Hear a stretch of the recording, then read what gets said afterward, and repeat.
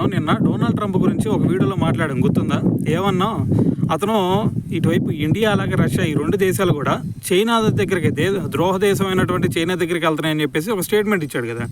అయితే ఇప్పుడు దీన్ని కనుక మనం ఒక క్లియర్ కట్గా చూస్తే ఇప్పుడు డొనాల్డ్ ట్రంప్ ఒక విషయం అర్థం చేసుకోవాలి. అదేంది, మరి మన ఇండియా యూఎస్ఏని కావాలని చెప్పేసి వదిలేసిందా, లేదు అంటే వాళ్ళు మనల్ని దెబ్బతీయాలని చెప్పేసి ప్రయత్నిస్తూ ఉంటే, లేదంటే వాళ్ళు మన మీద కుళ్ళు కుతంత్రాలు చూపిద్దామని చెప్పేసి వాళ్ళు చూస్తూ ఉంటే మీతో వద్దురా బాబు మాకు మీరు కొంచెం తేడాగా ఉన్నారని చెప్పేసి మనం బయటికి వెళ్తున్నామా?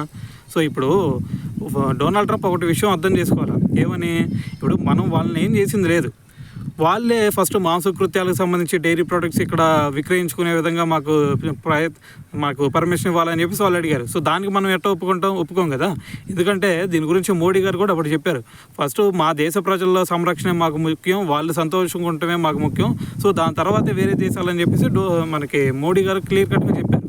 అయినా సరే మరి దాన్ని వాళ్ళు మనసులో పెట్టుకొని రష్యా దగ్గర నుంచి మనం ఆయిల్ కొనుగోలు చేస్తున్నాం అని చెప్పేసి దాన్ని సాగుగా చూపించి టారిఫ్లు పెంచడం, మరి నిజంగా అదే కారణం అయితే మరి ఇటువైపు చైనా కూడా రష్యా దగ్గర నుంచి ఎక్కువగానే ఆయిల్ కొనుగోలు చేస్తుంది కదా.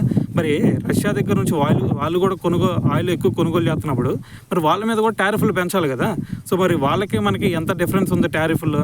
సో మరి దీన్ని బట్టి అర్థం చేసుకోవచ్చు. ఇంకో పక్కన ఏంది, అసీం మునీర్ని మన దగ్గర ఏదైతే ఆ ఉగ్రవాది దాడి జరిగిందో వెంటనే మరి అసీం మునీర్ని అక్కడ పిలిపించుకున్నాడు, దాంతోపాటు అతనితో పాటు విందు చేయాలని చెప్పేసి మోడీ గారిని పిలవాలని చెప్పేసి ట్రై చేశాడు.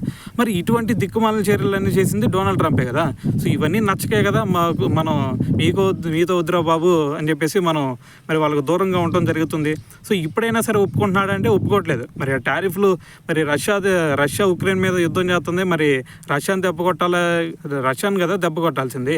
మరి దానికి ఒక పిచ్చి స్టేట్మెంట్ ఇచ్చాడు. ఏమన్నాడు, ఇటువైపు ఇండియాని కనుక దెబ్బ కొట్టామంటే ఆటోమేటిక్గా ఎఫెక్ట్ రష్యా మీద పడిద్ది అన్నాడు. మరి చైనాను కూడా దెబ్బ కొడితే ఆటోమేటిక్గా రష్యా మీద ఎఫెక్ట్ పడిద్ది కదా, వాళ్ళు కూడా ఆయిల్ కొనుగోలు చేస్తూ ఆపేస్తారు కదా. అంటే ఇక్కడ తలా తోకలేనటువంటి స్టేట్మెంట్లు అన్నీ కూడా ఇస్తా ఉన్నాడు అనమాట.